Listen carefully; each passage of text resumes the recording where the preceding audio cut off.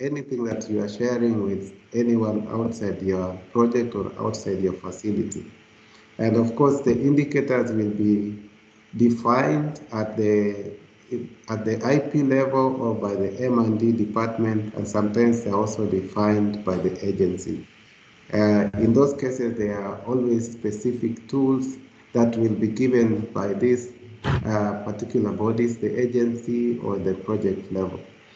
So when should DQAs be done?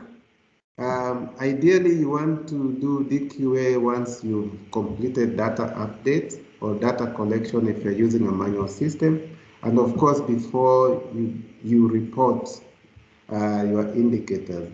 It can be done on a frequency of monthly or quarterly or sometimes on demand, depending on the need. Okay, so what are the metrics or what are the dimensions that would show that you've got quality data? So quality data, first of all, should be accurate, which means it should provide as much detail as possible. I think this is quite evident in the EMR. You see, starting with the object, in our cases being the clients, we always carry as much detail about the clients as possible, from name to where they are from, anything else, contacts, even their next of kin, and so on and so forth. So that is a level of accuracy that we would wish to have.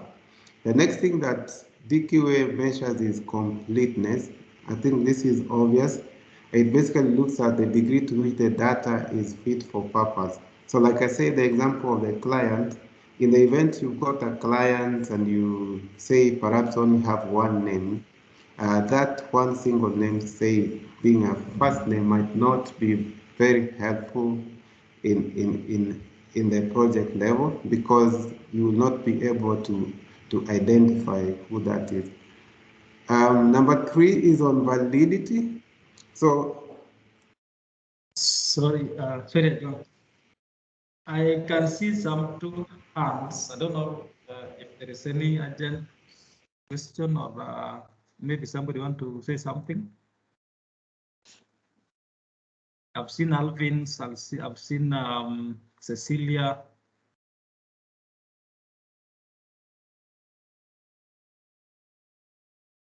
Yes, Cecilia, what is it? Just unmute.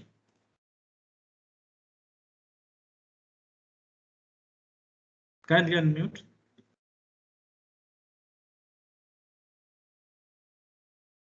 Sorry, it was a touch of a button. You can continue. All right. Okay. Thanks. Okay, Ajwang, you can continue. Sorry.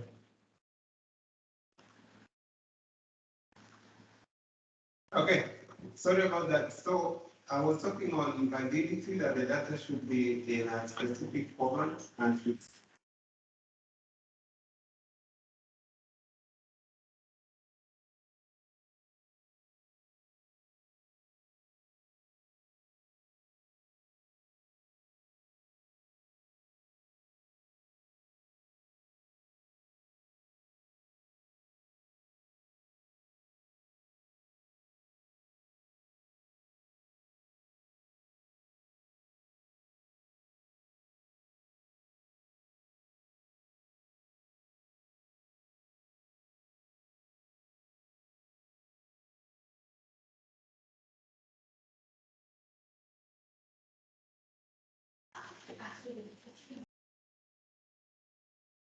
Okay, Ajwang, you may want to share your screen. I think your screen is gone off.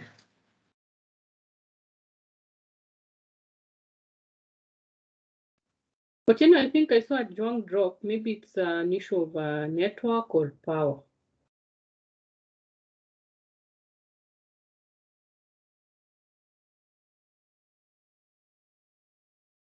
Okay, let me follow up with Ajwang. I think he's dropped off. Just a moment.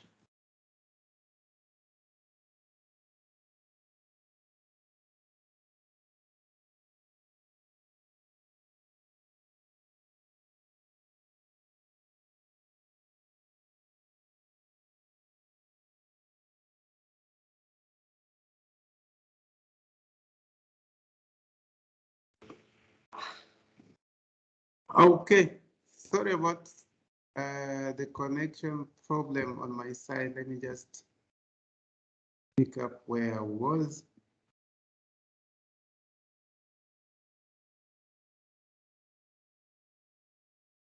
Okay, can you confirm? Can someone confirm you can see the screen? Yeah, screen is visible. Okay, so I'll pick up from where I was on number 3. Basically, I said we've got 6 metrics that are globally agreed on to measure DQA. We've gone through accuracy, completeness, and validity. All of this, I think, is pretty standard. Number 4 is that any record should be unique, and we all know this is a measure that is actually enforced in databases. A record must be unique and must only appear once in a data set, like in the database. Otherwise, it fails the DQA condition. Number 5 is consistency or reliability. Now, this is a measure of data that basically looks at that records from different sources on a specific subject should match. So this basically means if you are looking at one client being available on say the manual register, the same details should be available when it's on EMR and eventually when it's uploaded to the data warehouse. And that is the basis on which we perform the concordance checks that most of you are aware of. Finally, on timeliness, again, this is a system level check that measures whether data is available when it is needed. So that means it must be on time and at defined frequencies. So we are all clear about the reporting rates for facts and like that measures data being uploaded to the data warehouse on a monthly level and within a given time slots. So those are the metrics that are agreed on, and if whenever you're carrying out DQA, the guide is we should always keep these ones in mind. Don't just use one of the metrics in place of the others. So what is the DQA process that is agreed on that you must be using if you are relying on the KenyaEMR tools? So first, you need to agree on the indicators of interest for your review or for your DQA assessment. And in most cases, the indicators have already been agreed and defined in the DQA tools that we use. And then step 2, you want to then conduct DQA itself. And before you do that, it's recommended you confirm the EMR update method that is in use, whether you are using RDE or point of care. The reason this is important is at the point at which the DQA results will come through, you will be able to categorize some of the errors that will come through as, say, being typos or transcription, if whoever is recording the data is not the primary person who recorded it. Like say a clinician, and then it's submitted to HRIO for updates. And of course, you then proceed to run the automated DQA report from the EMR, or if you're using a manual tool, you proceed to update the record level results on that you have sampled. The third process is actually now to review the results and the aggregate numbers. So it's recommended that you need to do a general and specific observations, such as noting the gaps that would have been identified in the data set. For instance, you could note that that your EMR is lacking a specific variable like say DOB or date of birth across many records. And number 2, you want to actually trace and verify those particular gaps or numbers against the original source. So you could default back to an original register to just confirm that indeed those gaps were actually missed from the primary source. And finally, you want to summarize the aggregate numbers for your DQA activity. The last process, number 4, is actually now you do your findings report and then share those with your stakeholders. So that is what we expect the process to be. Work with a defined tool, conduct the DQA, summarize your findings, and then share those findings with your stakeholders. So what is a common approach? By common approach here, I mean, how do we commonly carry out DQA? Most of us are quite familiar with the DQA tools that we'll be looking at, but there is a lot of DQA that is actually enforced from the system itself, or that is actually enforced by the system user as they are recording data. So the first step is normally from the forms and on the reports and registers. And on the forms, reports, and registers, what normally happens is that the system helps you to enforce that you have captured accurate data and that that data is complete and it is valid. We'll take a look at that. And then in the next step, after you have completed your forms well that conform to high data quality, you look at the database level. So at the database level, what our systems help you check is that your records are unique and that there is no duplication of records on the database. And finally, at the system level or project level, like we mentioned under the metrics, you use project level to check on timeliness for the reporting, on the consistency of reporting, and on concordance between different sources of your data.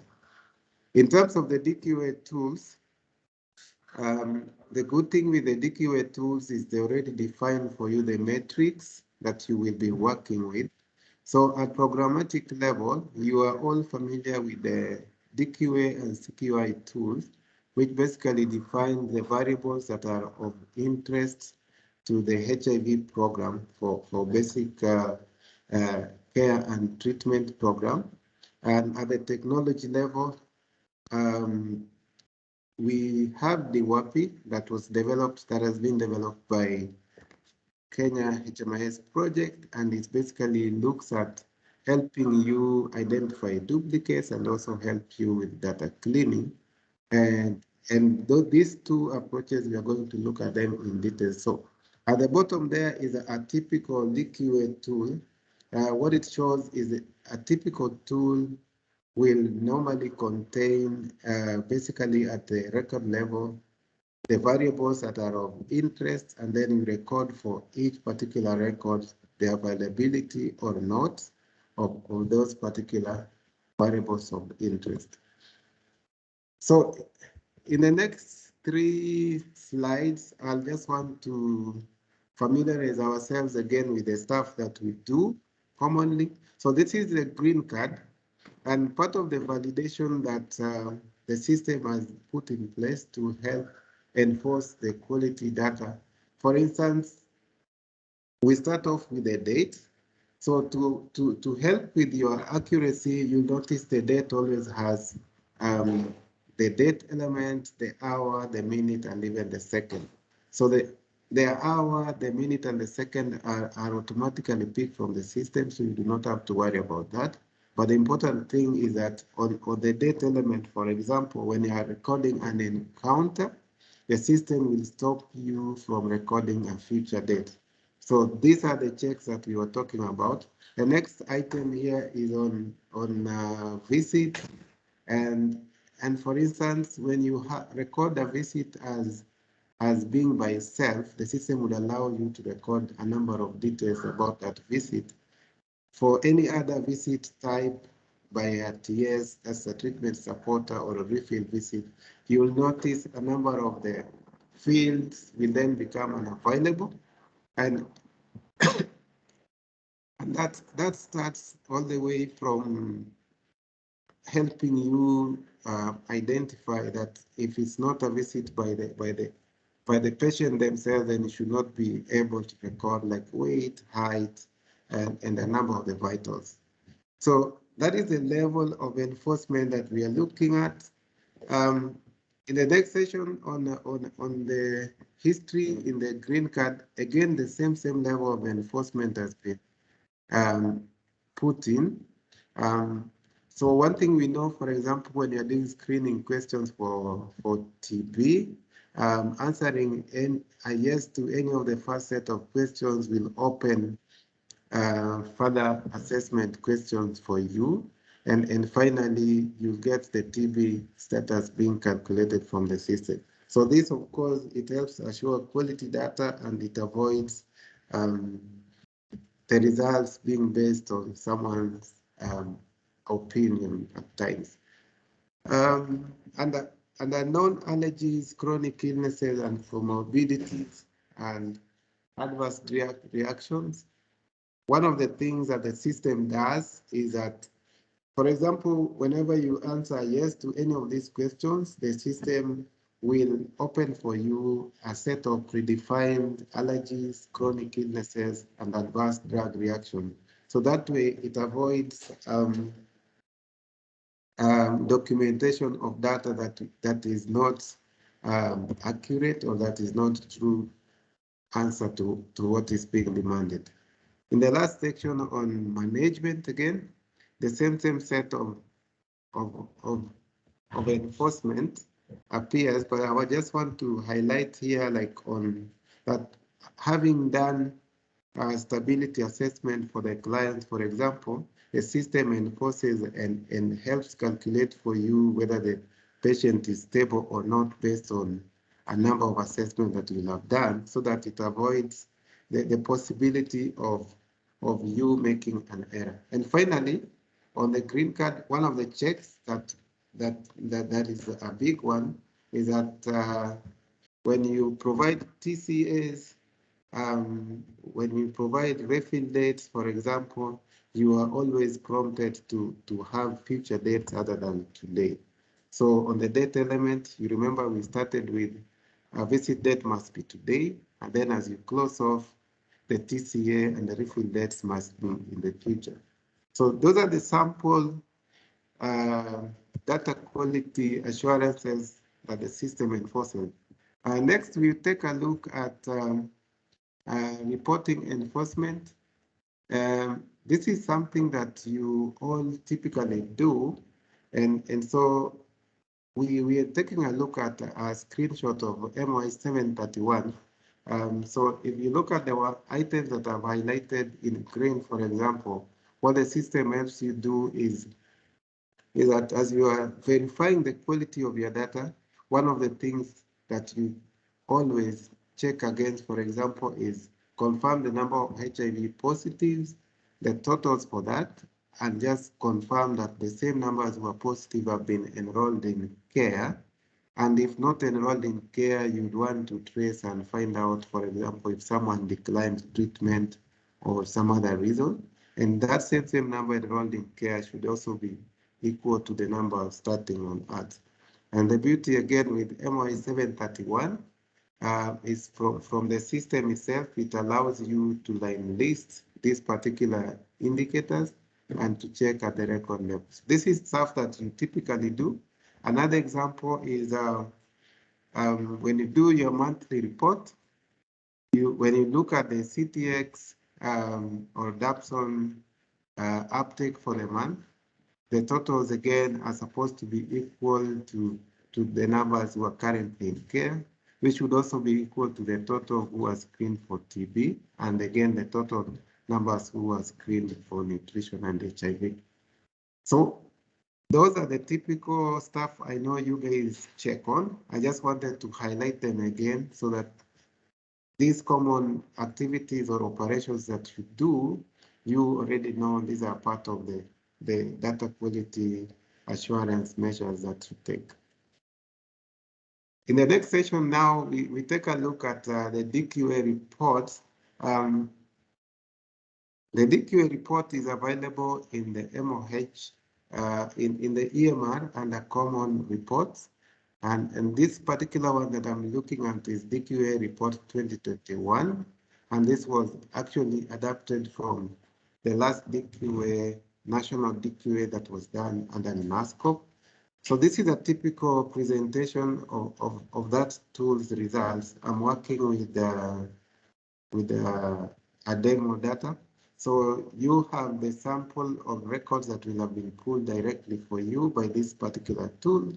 In this case, it was looking at this number of variables, the CCC, gender, date of birth, weight, height, regimen, dosage, TPT, all the way to category. So like I said, your DQA will always depend on the variables that are predefined in the tool. So this is what was defined in the tool.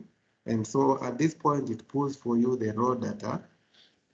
So from the raw data, when you look at the final analysis of that raw data, now in terms of finding, this is what this particular tool presents to us. Of our sample 6 clients, for example, all of them had the indicator CCC number, all of them had gender, all of them had date of birth, all the way to TPT or IPT being initiated. So like we said, one of the findings that we'll be looking at, for example, is the completeness of data. In this instance, you notice the absence of this particular indicator would already be a pointer to something. Is it the lack of screening being done, or is it the lack of update to the tool, to the EMR by the providers themselves? Again, you look at the level of the rest of the other variables, and then you can make a conclusion. So again, this is a tool that is available under reports in the EMR, and I didn't want us to just go and take a look at it. I pulled that particular sample. Okay, so as you go forward, what is the place of DQA in HIV program? We all know HIV program is a results-oriented and data-driven program. So that means there's a lot of emphasis on high-quality data being presented at each point. But in terms of benefits, these are the ones that we see. One, you're able to get quality data being reported to the Ministry of Health, agencies, and at project level. But importantly, at facility level, you can identify and correct any discrepancies that you have between the actual data and what is actually reported on the subject or reported as numbers. And number 3, you are able to identify system issues that can affect quality of data being reported. System issues could be like, if there's a gap in the EMR, for example, that is stopping you from collecting the correct data about the clients, then you are able to highlight that from the DQA assessment. Number 4, you can validate site level data aggregate and actually confirm that your reporting process is fit for purpose. 5, you can identify any issues that relate to the program quality, basically the quality of service that you're offering to the clients, and then plan to address them. Like in the previous instance where we saw that there is no data around TB screening, that can prompt you to actually go back either at facility level or at program level to emphasize and make appropriate measures. Finally, it can help, the DQA will help strengthen staff skills in data management and reporting. So that is the use.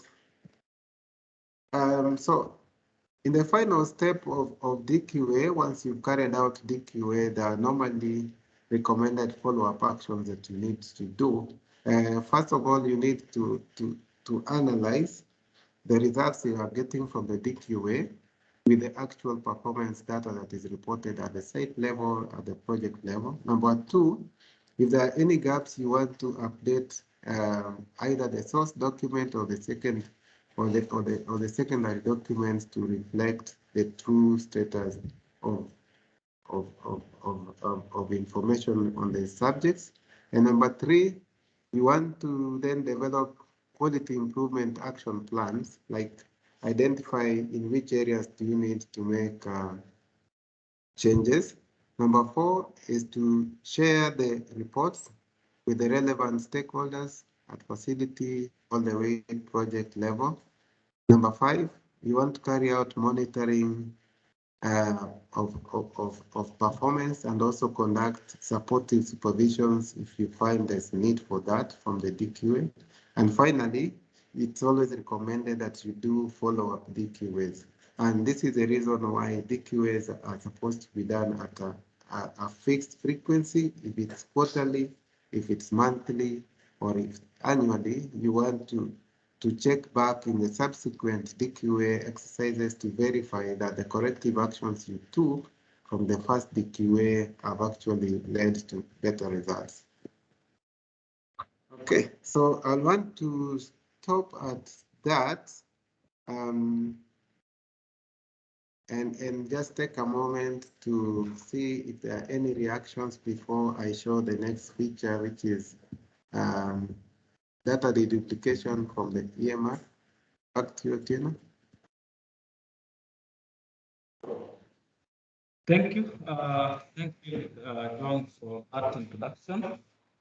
So I think I can see a hand, though I wanted us to finish up the first session before we start asking questions. So at this point, I would really wish that we just proceed and ask the questions in the text areas. Yeah, so maybe we'll just keep the Q&A session for now. Let's just proceed to the next one in the interest of time so that we're able to cover as much as possible. So the next session is just supposed to be now the practical aspect of DQ. So again, I'll just request John to proceed, but we'll be answering your questions in the chat box. Thanks.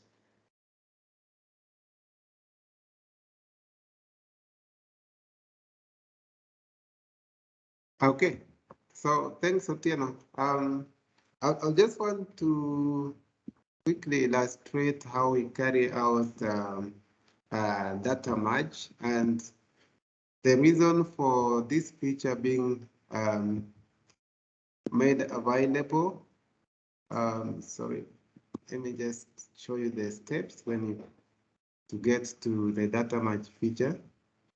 The reason for this particular feature being available in the EMR was to allow for, is 91 okay?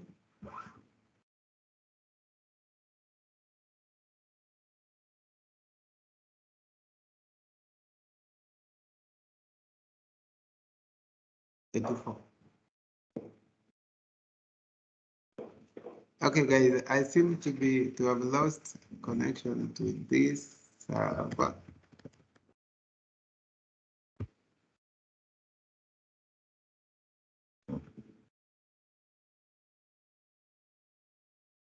Okay, so as that comes through, I was explaining that the reason this feature was actually availed for data entry was that it was recognized that through some erroneous data entry, we tended to have duplicate records, or through some historical problems of doing RDE for our clients. We always ended up with either duplicate records or the same person being referred to by different variables. So in order to address that, then this feature was availed in the system. And like I was saying, the data merge feature is available to you as an administrator or as a manager role from the EMR. And thank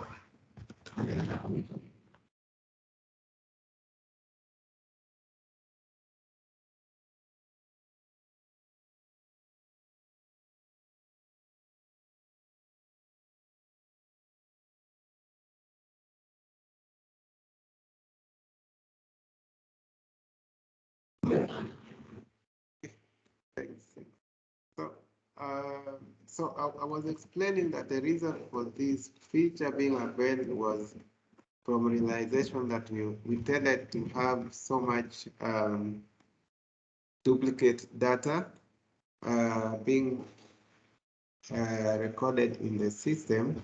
And this feature is available to you if you have the manager rights, which I don't seem to have now. Okay, I think I do. All right. Let me see. Okay.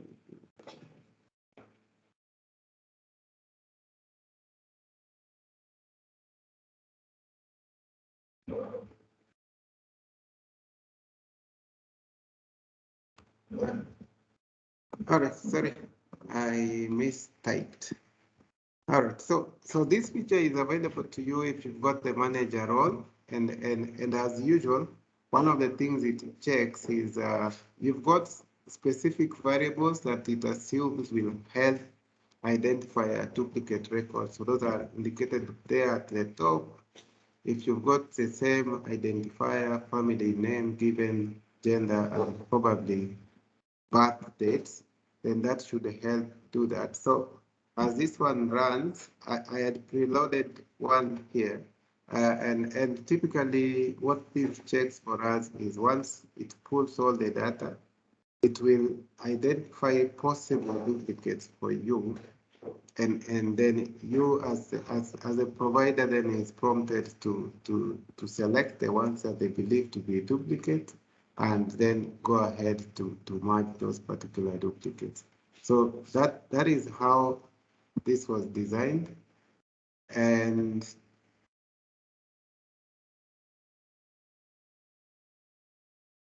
one is unavailable for me. So as I wait for this, yeah, I was explaining. So once you're able to identify the possible duplicates, the system will prompt you to identify your primary data source, your primary record, and from that point onwards, it will keep any additional encounters on the record that is being voided, but transfer those same encounters to the primary record that you'll have identified. So the basis for you identifying a strong or a preferred primary record is if, for example, it's got the correct names, or say it's got the correct DOB according to your assessment, or from the primary sources that you'll have looked at. So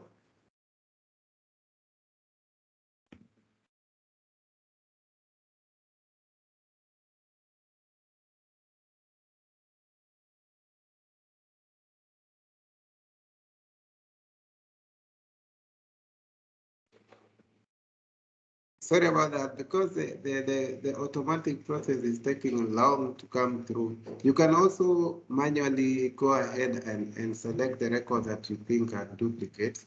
So you choose your preferred primary record. If you think Kimani John is the same person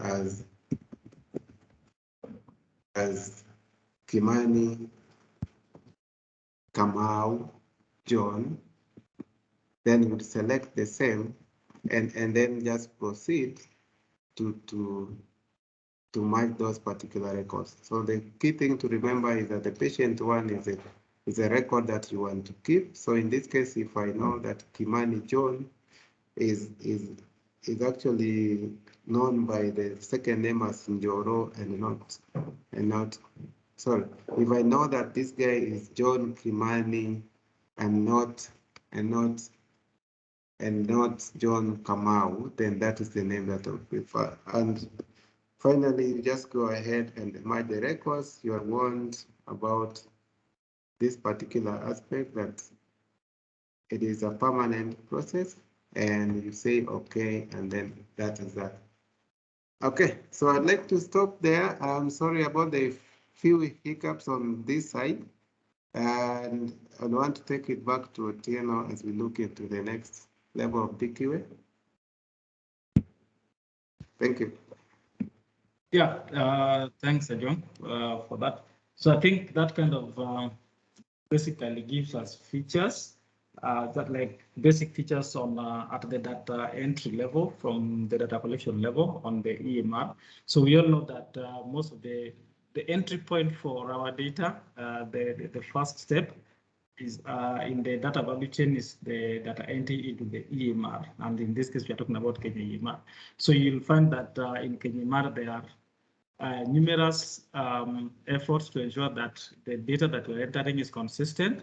So you'll find that there are validations in EMR, there are logical controls in the EMR, so that we are kind of trying to help you not to just capture inconsistent data. So those features, I'm sure there are more, and I'm sure you're aware of them. So for the interest of time, we have shown you one of them is the data validation on the, especially on the date values. You find that you cannot do a future date. You cannot have an enrollment before you are born, and such like validations on various fields. Then again, as Joang has taken us through, if at all you have duplicates, one way to reduce the duplication, because the effect of duplication is that we are going to have more records than what we should have. So the KenyaEMR has a very interesting feature that allows you to merge possible duplicates, and I'm sure most of us have used that. It's a very important feature, and in addition to several other validation checks and the reports like the CQI that exist in KenyaEMR, the DQA report that exists in KenyaEMR. You can always look at those as a way to ensure that at the primary level, at the data entry level, your data is consistent. So there are a lot of tests you can do to ensure that you have clean data right at the record entry level. So along the value chain, as we were talking about the data value chain, we are going to go to the next level where we are going to look at how can we now use tools like Data Warehouse API, the DWAPI tool, to also help us in ensuring that our data is cleaned up, even as it goes to the National Data Warehouse. So again, I'll just go back to Ajuang to Freda, sorry, to take us through the data quality, aspects of the DWAPI tool, where we are going to see how can we use this simple tool to also reveal for us some of the data quality issues that exist, and then what are some of the actions we can take at the facility level or at the program level to ensure that we reduce the quality issues on our data. So I want to again go to Frida to take us through that very briefly. Then we go to the next session. Thanks. Thanks, Otieno. Please confirm that you can hear me. Okay, so good afternoon, everyone. My name is Frida Oyucho. So I'm going to take you through DQA using DWAPI, and then we're going to proceed to look at, again, why DQA is important with the data that we have in the National Data Warehouse. So I've also shared my screen. I hope we can all see my screen, Otieno. Okay, yeah, so once you've data cleaned your data from the facility, or once you've entered your data in the facility, done your data entry in the facility, then of course, as we all know, we use DWAPI to push data from the EMRs to the National Data Warehouse. So the first high level DQA in the DWAPI tool is the quality indicators that is normally at the landing page when you open the application. So even before you get to the data that you have in the National Data Warehouse, you should be able to verify that the application is of the latest version, as you can see from my screen. Please ignore whatever you're seeing in red in regards to what I'm showing. This is just it's just data. I've not pulled data, and this is a DEMI server. So you need to make sure that your DWAPI application is of the latest version. If you've pulled data, or if you had pulled data before, you'll be able to see the last time the ETL was refreshed. Again, we are going to see why this is important when you look at the data that we have in the National Data Warehouse in terms of stale data. Again, you'll be able to see your current on ART. You'll be able to see the last EMR encounter create date. Again, this is also very important in terms of having up-to-date data in the National Data Warehouse, which we all know affects the quality of data that we have in the National Data Warehouse. You'll also be able to see the last EMR login date. So just from the quality indicator, you should be able to know whether the DWAPI that you have is up to date, and whatever data that you're about to pull is also up to date. Okay, so if you want to do, I'm going to look at two processes: the data cleaning process using DWAPI. We're also going to look at the deduplication function that is in the DWAPI. So most of us are very familiar with this application, so I'm just going to go straight to the can treatment bit. So when you click on the can treatment, so when you want to send data to the National Data Warehouse, of course, the normal process is you'll first of all load data from the EMR. I'll not load data from the EMR. We're going to use whatever we have on the screen that had already been loaded. So you'll load data from the EMR. Then once the data is loaded, then you'll be able to see the data that has been loaded. You'll be able to see if any data has been flagged. You'll be able to see if any data was rejected. You'll also be able to see if any data was queued, and then you'll be able to send this data. So once you send this data, and let's say, for example, you have data that was flagged or data that was rejected, how do you clean this? So to be able to, first of all, view the records that were flagged or rejected, you just scroll down. Once you scroll down, there's this extract details. So extract details contains all the extracts that we normally extract from the National Data Warehouse, from the EMR, sorry, we extract from the EMR. So we have all these data sets. So if, for example, the data that was flagged is on ART patients, like for what I'm demonstrating, ART patients were flagged, 277 were flagged. So you simply scroll down, you locate ART patients, the extract. Once you've located the extract, then there's this second tab that has ART patient validation summary. So once you click on it, if you scroll down again, you'll be able to see each and every single patient. Of the 277, you'll be able to see all of them, and you'll be able to see the basic details, especially in regards to on ART. So you'll be able to see the patient ID, the summary. So the summary is the most important part of this feature, the summary and the patient ID, because the summary tells you why the patient was flagged. So as you can see for the first patient, the patient ID 361, so they were flagged because the start regimen line is not available. Okay, so again, if you scroll towards, if you scroll down, you'll be able to see other clients again who are flagged with different reasons. You can see last regimen line details missing.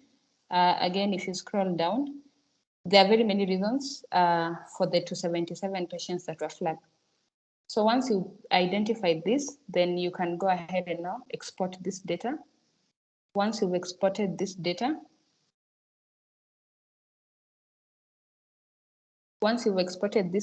then now you can use this Excel to go back to the EMR to check client by client with the summary results that you've been given here, access all the clients' profiles, and then clean the data appropriately.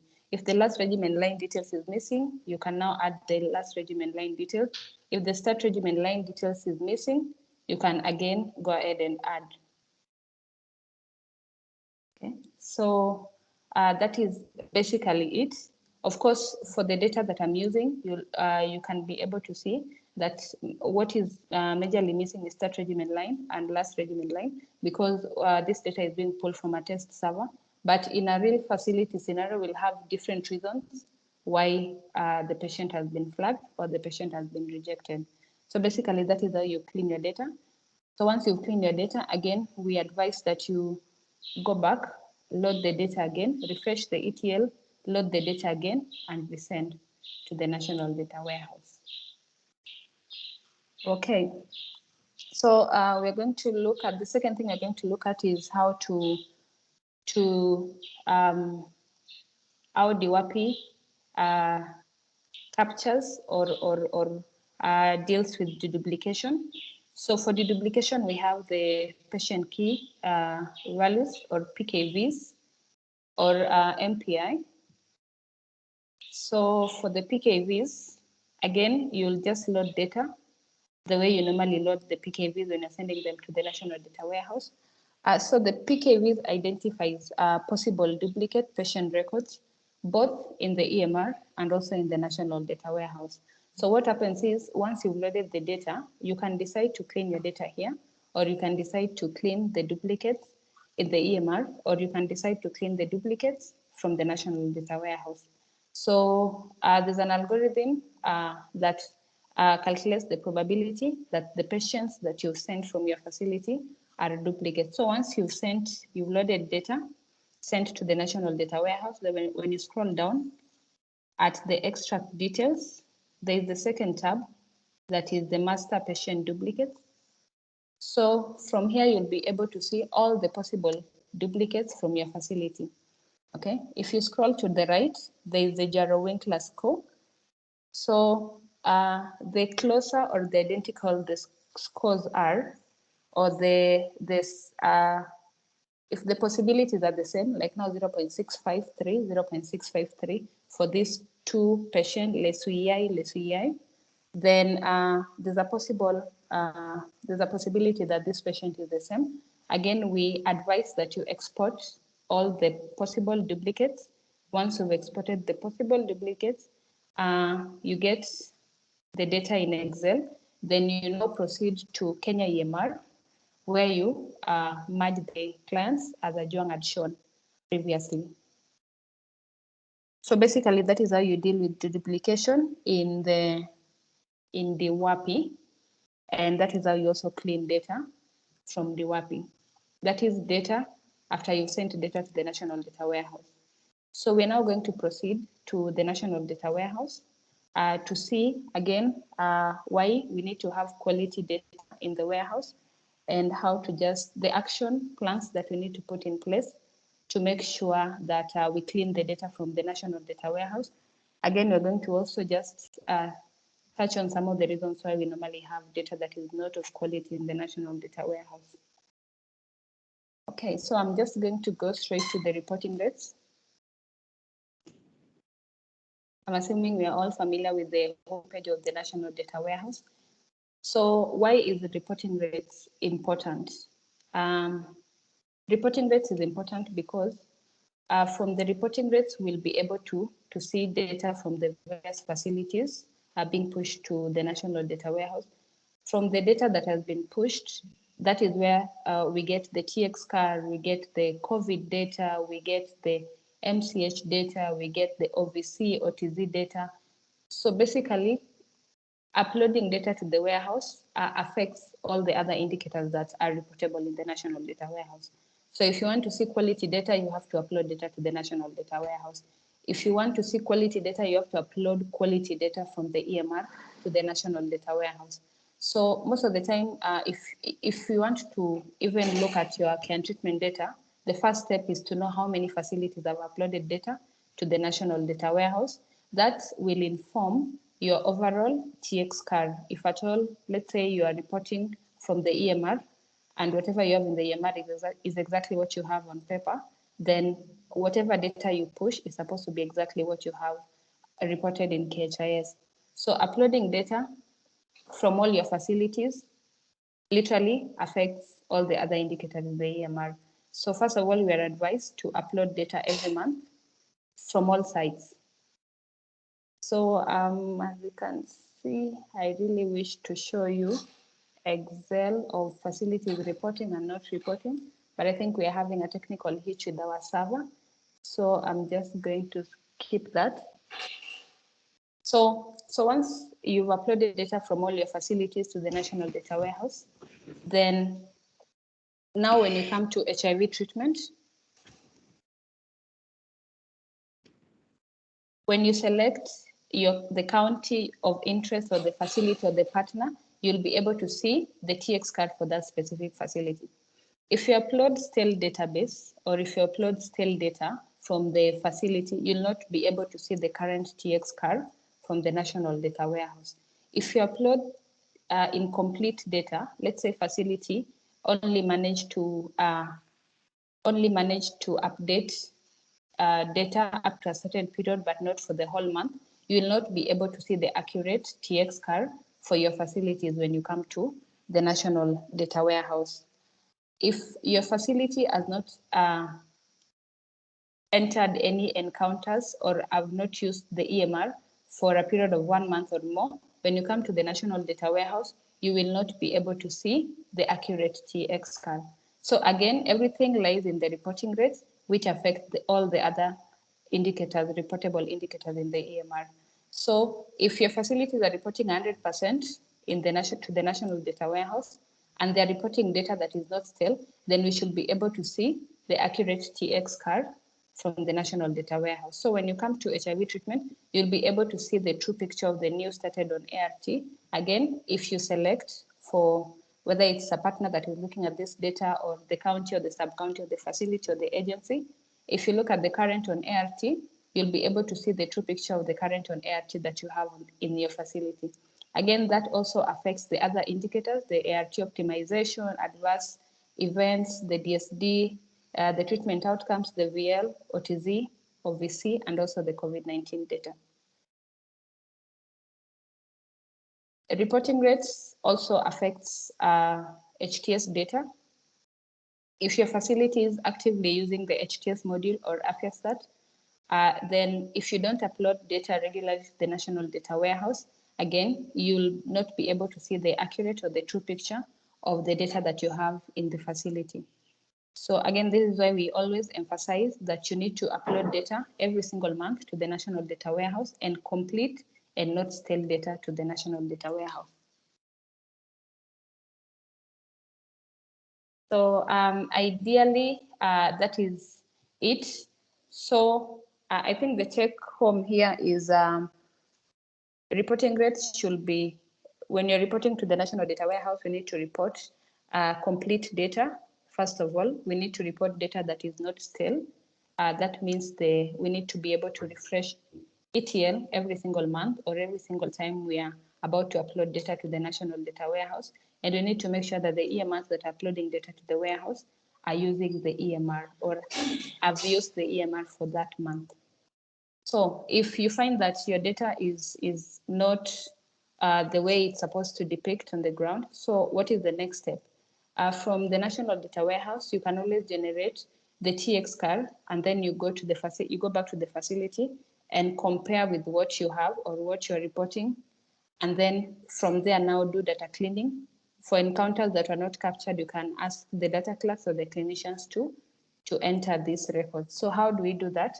So we have a feature in the National Data Warehouse that is, it's a kind of a module that is called the ad hoc. So from the ad hoc, you can literally generate any data that you want that is not part of the statistics that is displayed in the National Data Warehouse. So for you to access the ad hoc section of the National Data Warehouse, you need to, of course, log into the platform. Once you've logged into the platform, then this is what you'll be able to see. So you simply select the table of interest.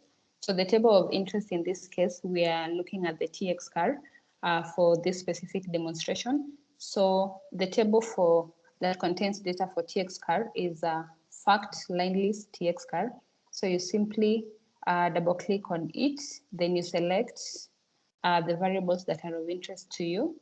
So if you are a partner, the MFL codes for the facilities, the facility name, the county, the partner supporting the county, patient ID, and PK. You scroll down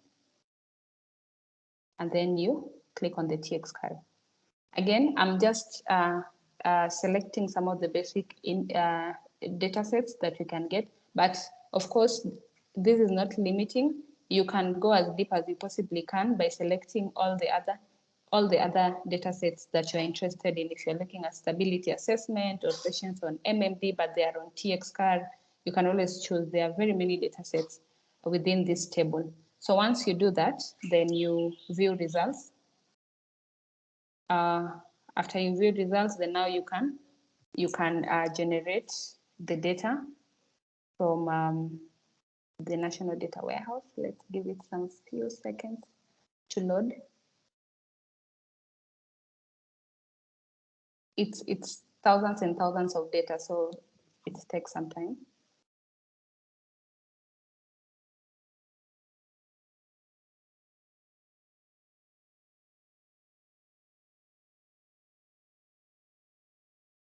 So once you've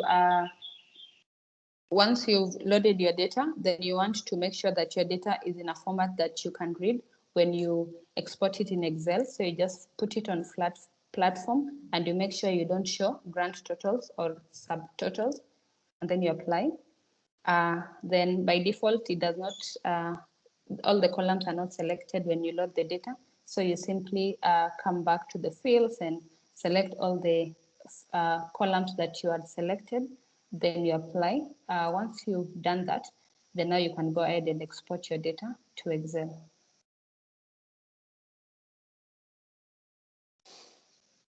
Again, let's give it some few seconds to export.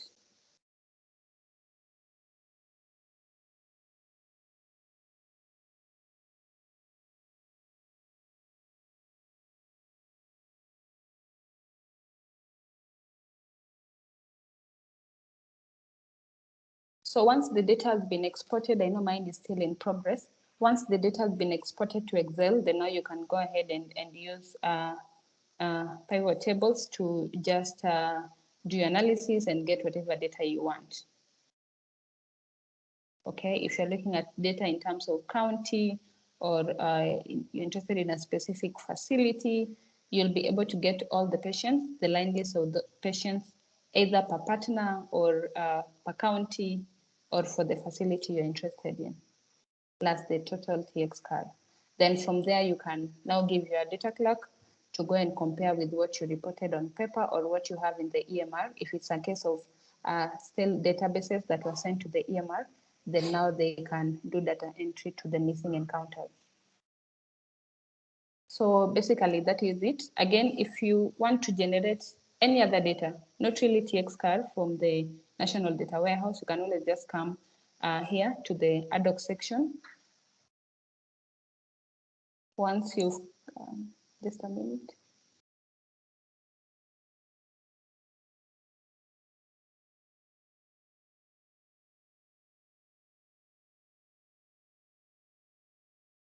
Okay, so yeah, so once you've exported it, this is how it looks like.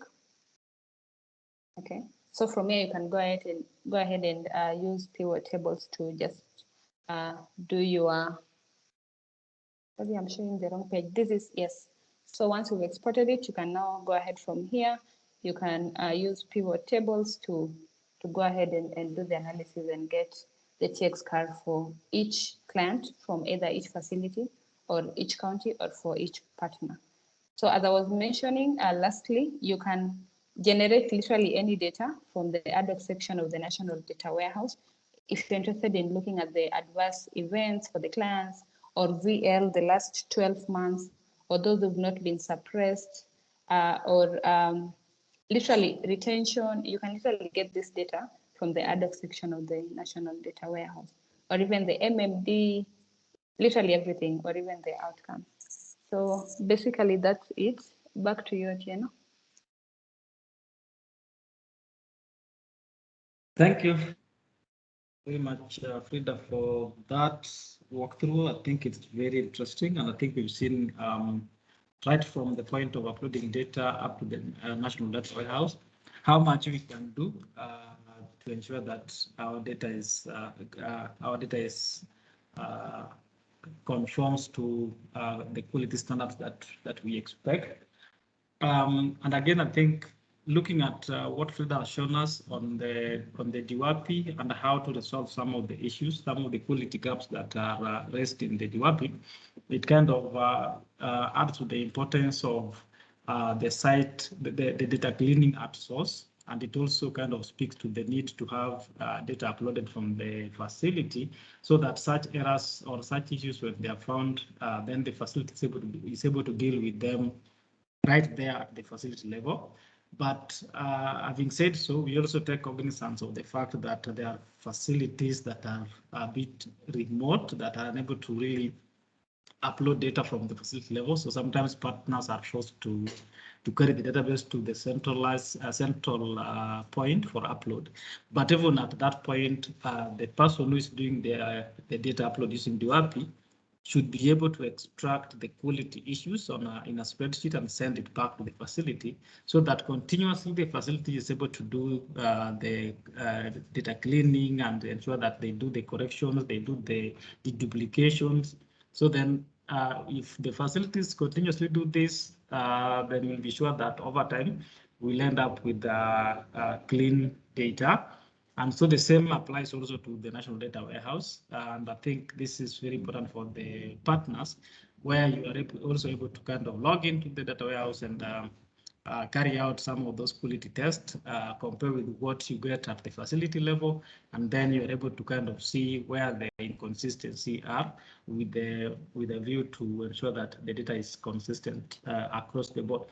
So at this point, I think our next facilitator is Luisa, but before Luisa goes, I think we really need to look at some raised hands and get to hear from them.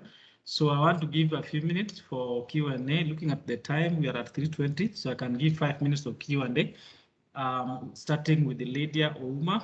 Lydia, you can unmute and just ask your question.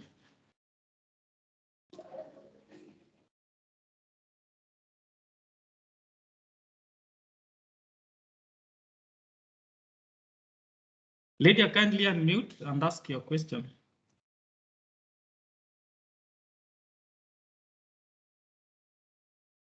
Okay, seems Lydia is unable to unmute. Let's go to Kennedy from Mego. Please unmute.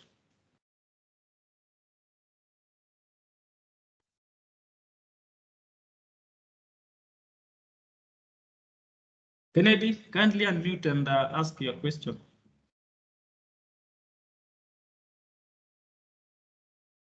Kennedy from Mego.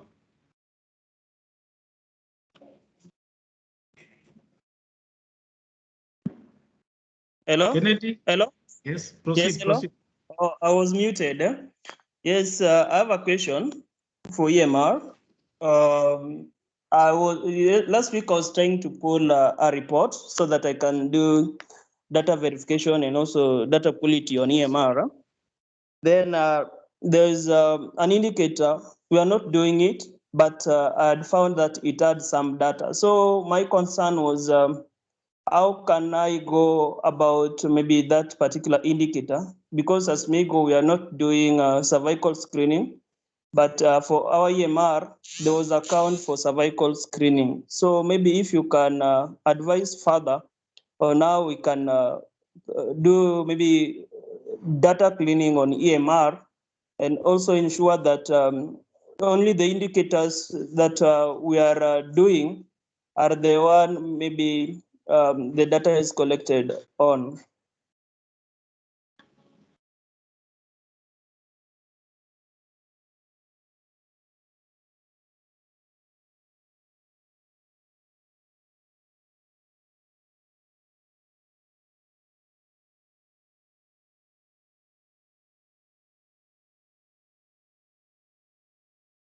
Winnie, next. Let's hear from Winnie. Kindly unmute and ask the question.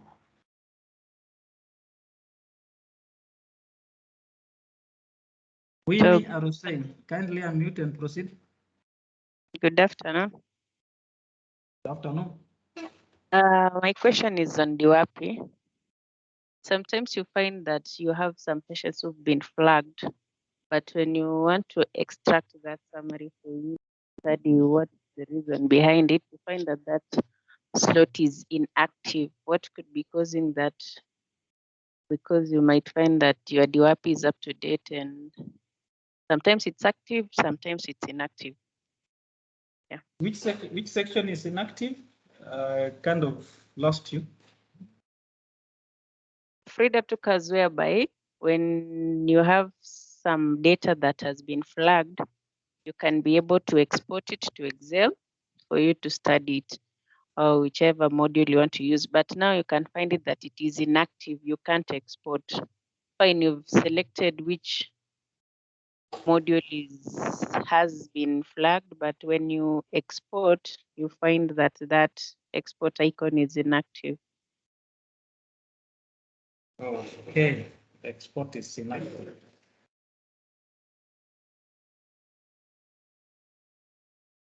Okay, thanks for that question. Moving on to Jared Wilson, kindly unmute and proceed.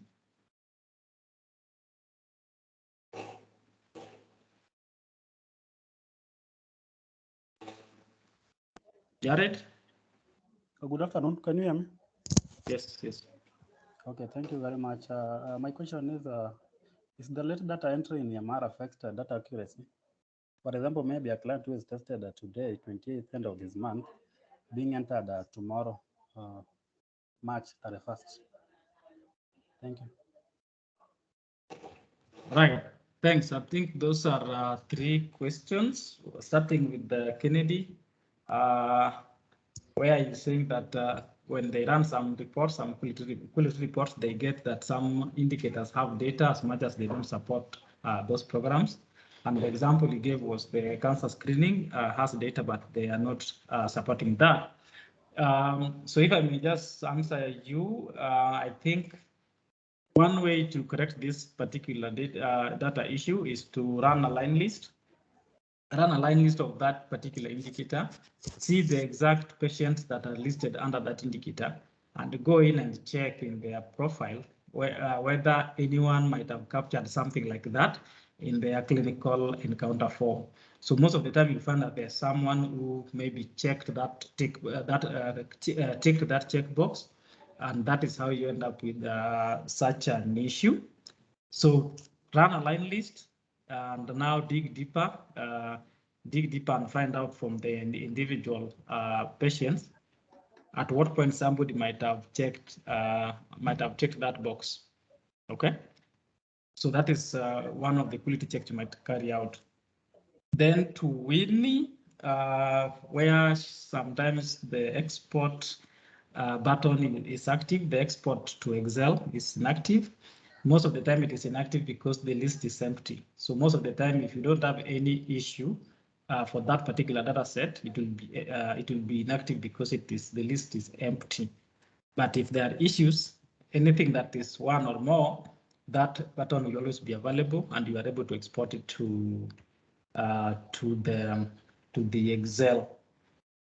So the last question, which I think I want to refer to Frida, was does the late entry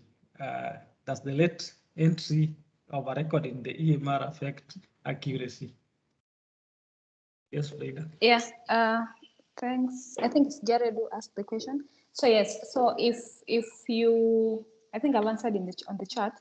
So if for example, with the example you've given that a client came today, but they were not captured today, so we have a grace period of up to 5th of the next month for the calculation of the TX car in the National Data Warehouse. So if that client is, that encounter is entered into the EMR before the 5th of the next month, but the date is captured as 28th of, let's say, for example, February, then your TX card for the month of February should not be interfered with, and you push that data before 5th. But we advise for all the clients seen on a specific day to be all the encounters to be captured before the end of that day. Okay, thank you. Right.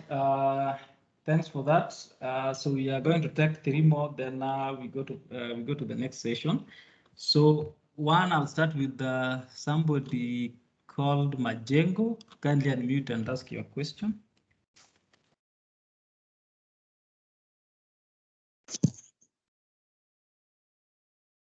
Hello. Yes. Okay, whatever I was asking, For the query we normally run in the IQ tools, there's this part of TB screening. There's a TB screen form standalone and TB screen in the green card. If you put the information in the green card, if you put the report is not giving us now the report. Maybe is there another way? Maybe you can, because mostly if you use the green card, most of the indicators like the triage and TB screen and other screens which are still in the green card, but they have a standalone questionnaire. Instead of the report pulling in the standalone questionnaire, they can still pull in the green card and compile all that report as requested. I don't know if I got you right. Are you talking about IQ tools? The KenyaEMR tools, The KenyaEMR data tools. Yes. Okay. So what was the question? I thought I got it like a comment. Are you like just providing alternatives? Okay, when you pull the report, because when you send to DWAPI, you'll find TB screen is not is missing, but you have done it in the green card. Okay. Yeah. So you're asking why it is missing? Yes. On the KenyaEMR data tools. Yes. Okay. All right. Let's go to David B.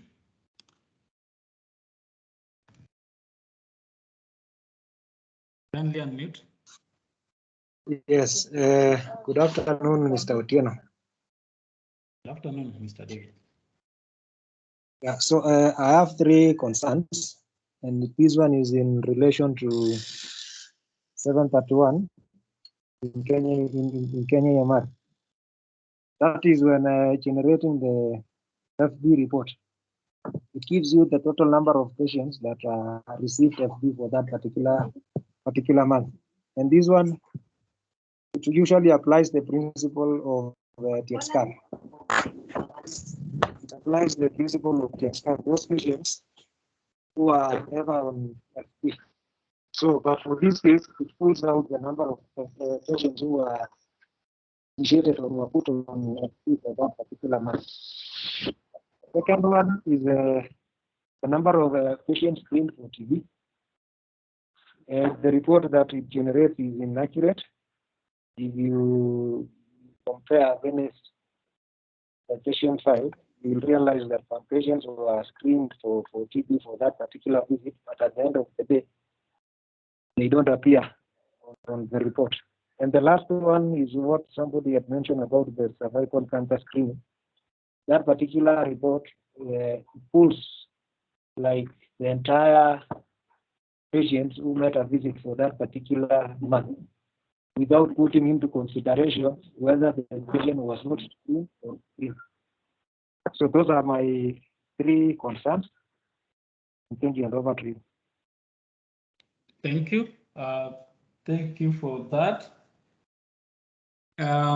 Let's get the last person. Then I think we'll just have the rest type in the chat box. Let's get from R. Samoy. R. Samoy, kindly unmute and proceed. Hello, team. Yes. Yes, so my name is Samuel Richard. I have a few comments to make about MY 731. I think two of the issues have been raised by B about screening for TB as well as family planning. So if you look at MY 731 from EMR, it only picks clients who made a visit that month, excluding clients who are in care, but they never came that specific month. So I think that one has been raised. So I'll talk about cervical cancer screening, again within MY 731, and this is report from KenyaEMR.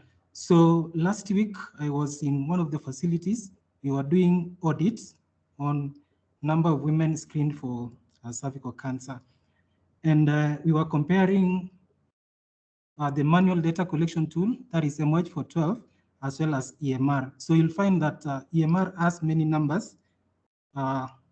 If you compare to with the MOH for 12, that's the manual register. So when we pulled the data from EMR to compare the two, we found out that within EMR, there is a set of questions. For example, have you ever been screened for cervical cancer?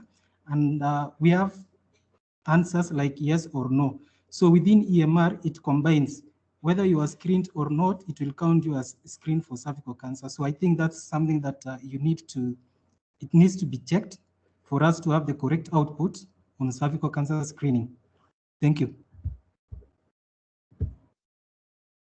Okay, thanks. I think for Samoy, I think especially touching on the cancer screening, if I'm not wrong, I thought screening is screening whether it is if you have screened for cancer and it is like they don't have how do I put it? The patient was screened.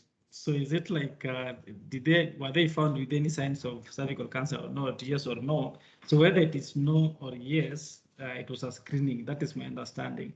But where the screening was not done, that means there's checkbox that option was not touched. I don't think if there was no data submitted for that particular variable, then it could be included. But if at all the screening was done, that means somebody ticked the box of was the patient screened for cervical cancer is yes, but then the result is maybe they don't have or it wasn't found. Then for me that is a screening. But I think I might not be. I may infer that with my colleagues to just kind of respond. So we've taken 3 questions from 3 people. One is for TB screening missing in the data tools. So I think that can be handled by the BA team just to kind of find out more about that and see how we can have it corrected if at all this is an issue. So the BA team will be able to look at that. David has reported 3 issues regarding the family planning, the TB screening that is inaccurate, and also the cervical cancer issue. So I'm being told that these issues have already been captured and they are on JIRA. That means we have already received a report about them, and we are looking at how to fix them. So that's why I'll avoid responding to them because they're already noted on our issue tracking system, JIRA. So because of time, and I'll allow for another set of questions, because of time, it is 3:36. I just want to give Louisa a bit of time to kind of take us through the mock-up screens for the work that is still ongoing on some of the quality dashboards that you'll see implemented in Data Warehouse soon. So a disclaimer, this is not implemented yet, it is work in progress. So we just want to kind of be shown what to expect when this work is done. So I'll just give it to Luisa to take us through this in a couple of minutes before, again, we open it up for questions. Thanks. Good afternoon, everyone. Thank you so much for making time for this session. Otieno, could you please confirm if you can see my screen? Yes, I can see your screen. Okay, thank you so much. So this is going to be just a brief walkthrough of what we envision the data quality dashboards will be. It's a blueprint that's currently a work in progress. So the internal team is still reviewing it, and we are yet to start development on it. So within the data quality dashboards, we'll have 5 sections, with the overview section being the first part. Then we'll have a completeness section, then accuracy, then consistency, then the last dashboard will be for the data quality assessment, the DQA. So the first section for the overview, of course, we'll start with the current data warehouse filters that we all know. That will allow us to filter the data in county, sub-county, facility, service delivery partner, by agency, by year and month, as we currently do it. And it will also have a provision to put a date period, maybe if you want from 28th of Feb to 31st of March, or 31st of January to 28th of Feb, or maybe shorter periods. You'll also be able to do that. So the first section of the overview page will just have some indicator definitions and what exactly they mean. When we say that data is accurate and incomplete, or data is accurate, what do we mean? So like for this first section, for accurate and incomplete, this usually means records that have data elements that are incomplete, but the elements that are complete satisfy the accuracy criteria. So the data you uploaded is accurate, yes, but you didn't complete it. You didn't upload it in entirety. The second part would be complete and inaccurate. This would mean records that have data elements that are complete. These complete data elements, however, don't satisfy the accuracy criteria. So this means you uploaded everything in completion, but the data you uploaded is inaccurate. Let's say some of the date variables are not incorrect. The date of birth don't make sense for some of your patients. So that's what we'd be looking at on that category. And then there'll be the incomplete and the inaccurate definition, which are records that have data elements that are incomplete and that also have data elements that are inaccurate. That means you didn't completely upload all your records, and of the records that you uploaded, most of it is inaccurate data. So the categorization of a record is based on completeness and accuracy of the data elements. The overall DQA score is found by doing valid records divided by active RT times 100. So you'll see this is a consistent thing we do for all dashboards. We just try and explain what exactly you're going to get in the dashboards and why exactly it's been done like that. So because of time, I would not read all of them, but we'll share this, I think, after the session so that the team can go through it in entirety. So the next set of charts, the first one will be for active ART data quality categories. So we envision to have a donut chart mapping out valid records versus invalid records, and also mapping out the accurate and complete data sets that were uploaded, the complete and inaccurate datasets that were uploaded, and the inaccurate and incomplete datasets.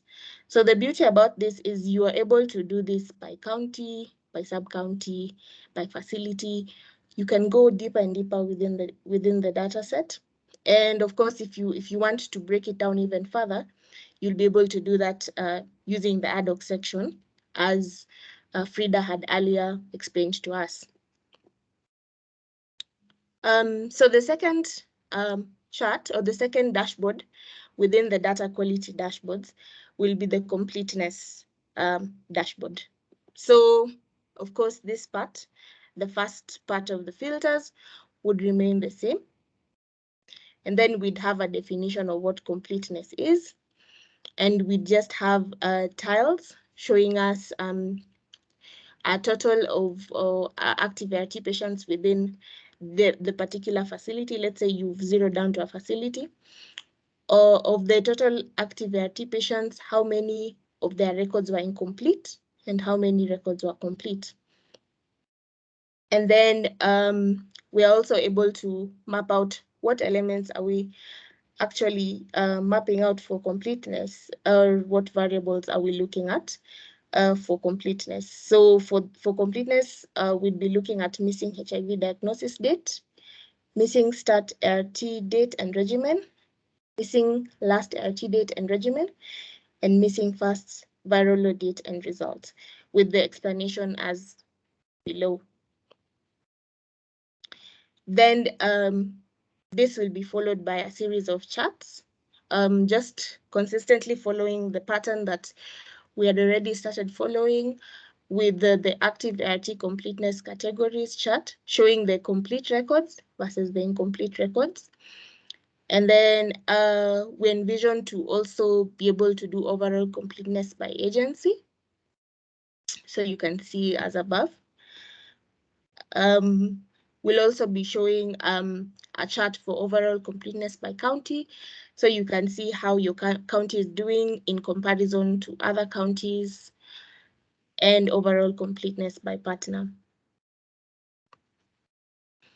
And then in the last part of the page, or of the completeness dashboard, we'll have a line list for number of incomplete records per data element.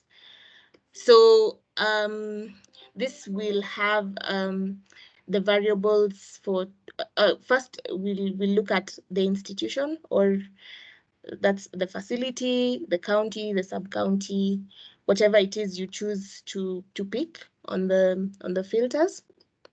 Total active clients, missing HIV diagnosis date. So you'll see the numbers as below. Missing start ART regimen, missing last start ART regimen, missing baseline viral load, and total incomplete records. So as I said, you can use the hierarchy filter to view this list by county, by partner, by facility. So that flexibility is provided. You'll see more or less the same thing within the accuracy dashboard. So we'll start with a definition of what accuracy means in this context. For data quality, total active ART patients. Of those patients, how many of them have accurate records and how many have inaccurate records?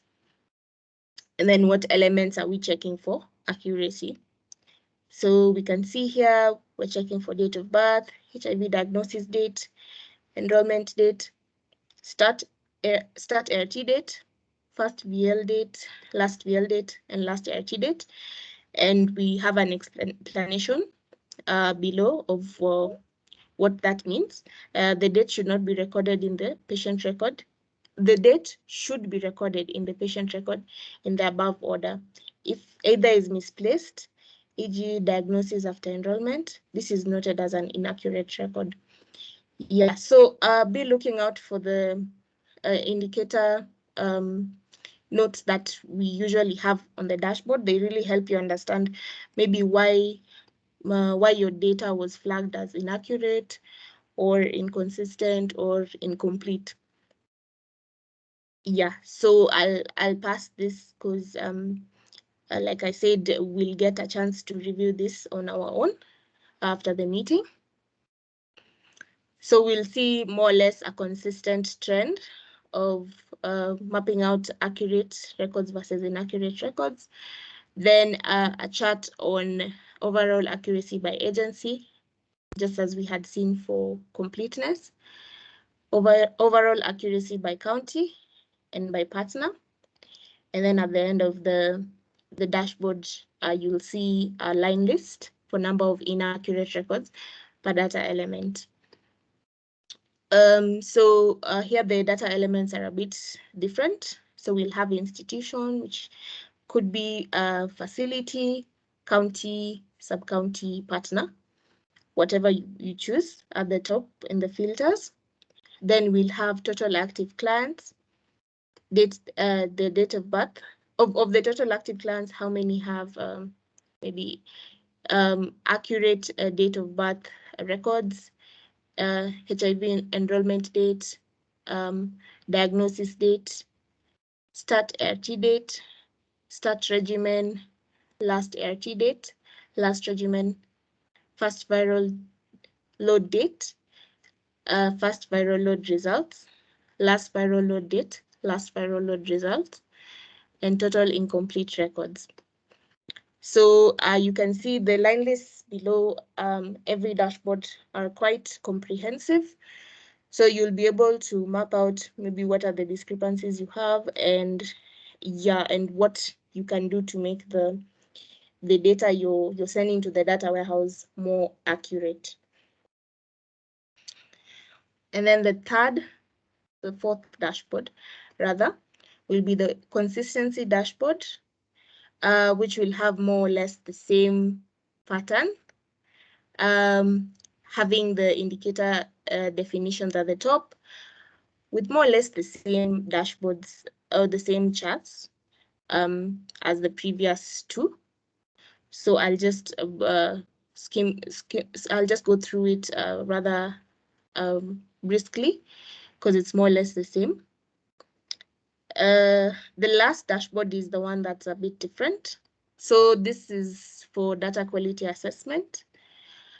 So this dashboard will first start with tiles that will show total active ART patients, and of those ART patients, how many have quality data and how many have inadequate data.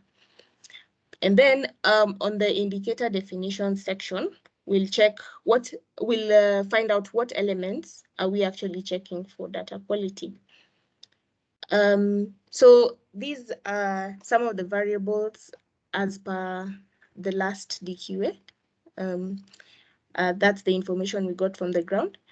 So the elements checked for data quality are visit type, CCC number, date of birth, sex, current ART regimen, drug dosage given, that's the duration, and weight in kgs, height in centimeters, TPT, stroke IPT, nutrition assessment, the DSD model, meaning how many patients are currently on the DSD model, last latest valid VL result documented, and date of last appointment. So you can see we've highlighted what exactly we are checking for as we are doing the DQA on the data warehouse side. So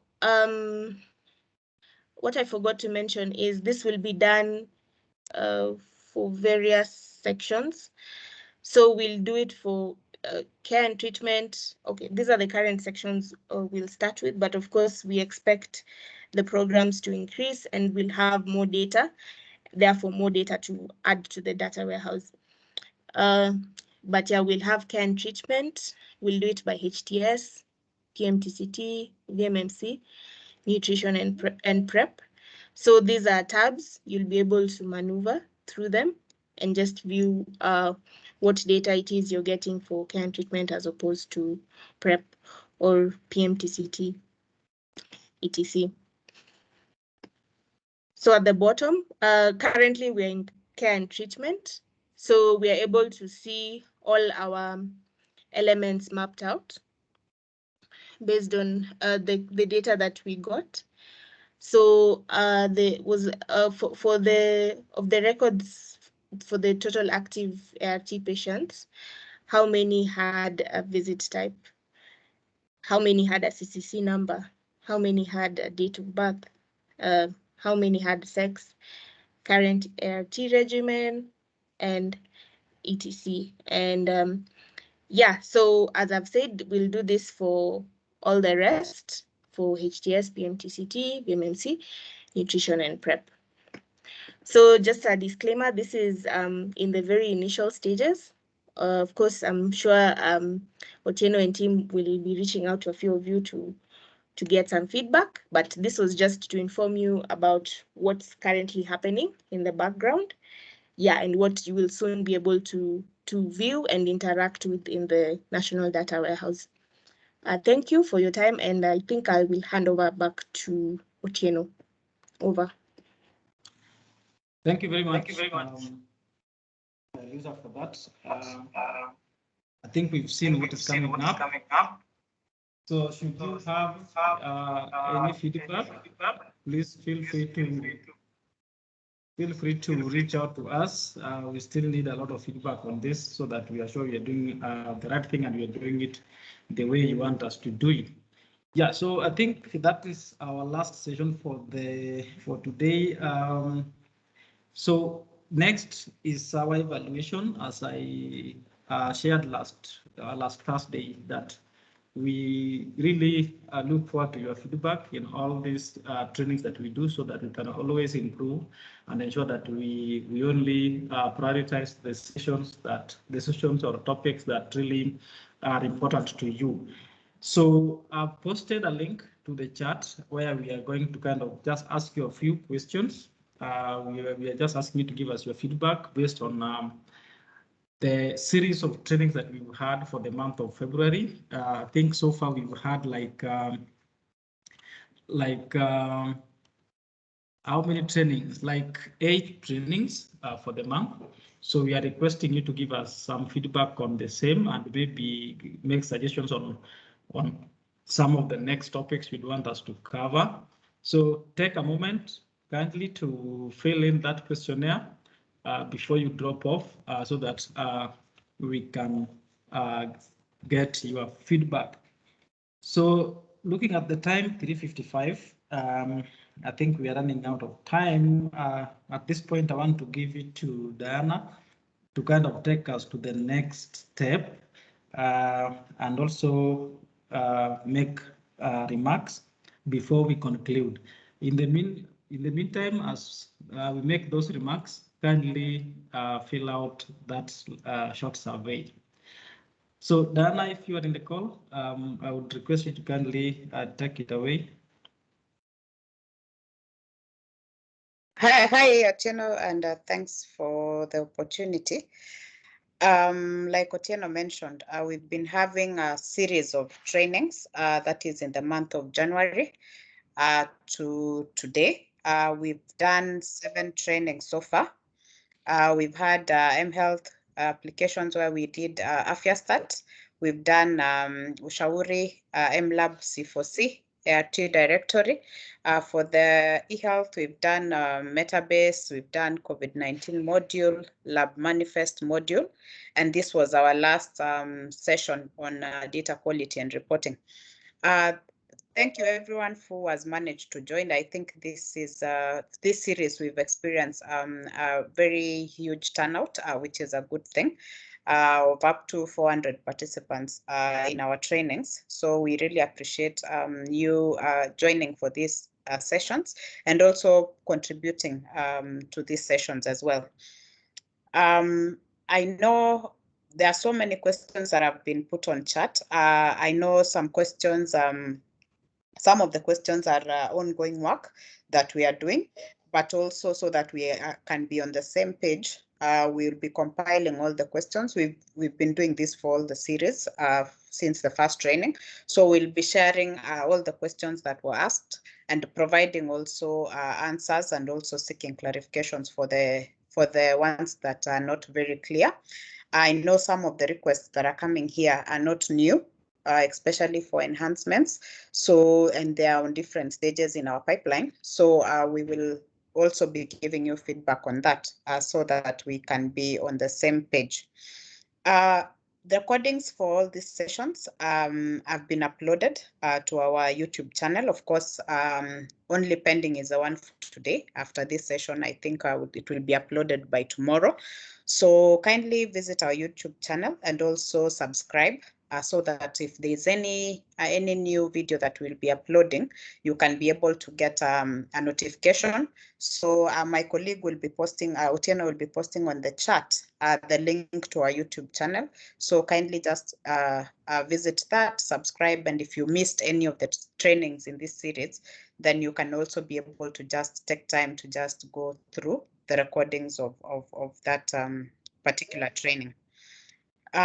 For some of the issues, I think some are maybe clarifications. I can see maybe an example is if sport is different from warehouse. So we have a service desk that is very responsive to all of us. So kindly be reaching out to service desk if you need any clarification, capacity issues, so that you can be supported. If you have an issue at the site, don't suffer alone. Some of those issues could be in the pipeline. Some of those issues could be new, probably we've not gotten them. So kindly alert us. Also, my colleague Ogutu will be posting there. He has already posted the service desk lines. So feel free to contact our service desk so that we can also try to understand and be responsive to you, so that you don't have to suffer in silence until we get to another meeting. So kindly utilize that. There were so many questions about how to access the data warehouse. So data warehouse is open. I think I posted the link on the chat. So anyone can access the data in the warehouse and access all the dashboards. So the only thing is that the ad hoc section, you may just need to log in, and then you will be, every partner organization has a steward who will be approving some requests for you to access the ad hoc section. So we are just trying to put in controls to ensure that the people who are accessing data are the right people that will access the data in the ad hoc section. So kindly, if you don't know a steward from the partner organization, also you can just use that opportunity to reach out to a service desk who can point it out once you've logged in. Create a username and password, then it can be approved. So I don't have any other comment. I noticed we have we are very privileged to have Ndisha from CDC, who has managed to join some of our trainings. So Ndisha, could you kindly give your comments if you don't mind?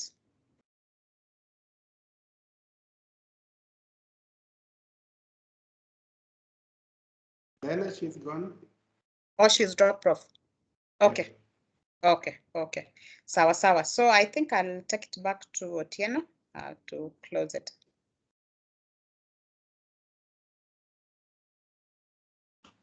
Thank you very much, Diana, for those very important remarks. As we get to the tail end, I'm still asking you to fill in that short survey form so that we can get your feedback on our trainings, and so that we can be able to improve and provide you with the topics that are very relevant to your work and to your needs. So as Dana said, the recordings for this session will be on YouTube. I've already shared with you the YouTube link. So look it up and also share with the rest who might have missed this particular session. And always remember to subscribe. There is a question around the communication. I think there has been a bit of issues with the communication to some of the participants for these sessions. So if you'd like us to reach you directly, then kindly, as you fill in that form, please include your email address so that in our future communication, we can include you in the email so that you're able to receive those communications in good time. So when you are filling this survey, please include your email address. I'll be able to include it in our mailing list as soon as possible. Based on your feedback from this survey that is ongoing, we'll be able to prioritize additional training series on technical aspect of HIS. So we'll be planning again with you to see which technical areas we need to cover, and we'll make efforts to cover those. and then we'll communicate the dates for those particular trainings. Again, we are going to take a break from the virtual trainings for a very short period of time. And what we are going to do next is to focus on developing some short videos on the technical aspect of the health information system solution that we support. And we'll be posting those online on our website as well as on the YouTube so that you can also look up those particular videos. So this is part of effort to ensure that you are always able to use this product, set them up, make the configurations, and support the users, the end users as required. So look out for those. We'll be developing additional short videos, very short, maybe 5 minutes long, to kind of aid you in terms of maintaining and administering our tools. Okay, so I think then up to that point, again, I'm forgetting one very important thing. There are a lot of questions that guys have asked in the chat section, not only in this session, but in the previous sessions as well. And I know sometimes you might be wondering what happened to those questions that you asked. We are tracking all of them. We are logging all of them in a single document. We are going to compile all those questions and the responses. We'll share those with you as part of our feedback to you, and we'll send them through the email, the same email that we use to send this calendar invite. So we are going to share those feedback with you. So again, look out for that. So then you can get your questions and your responses. In case you are not satisfied, please reach out directly to us through the service desk toll-free line. We'll be able to respond. All right, so it is 4:04. I wouldn't want to end the call, but I would want to just say that it has been a good series. It has been a good learning moment for all of us, and we are excited that we've taken through this product. So I would leave the chat open so that you can keep on responding to this survey questionnaire so that you can still receive the questionnaire. But if you have already completed it, feel free to just drop off. So I just want to take this opportunity again to say thank you for attending all these sessions that we've had. And thank you again for attending today's session. We'll be communicating the next series very soon. So look out for that particular communication. Otherwise, have a great evening and a restful night tonight. So if you haven't filled the questionnaire, please fill it. I'm not going to end the session. So just fill it, but once you're done, feel free to drop off. So otherwise, thank you and bye.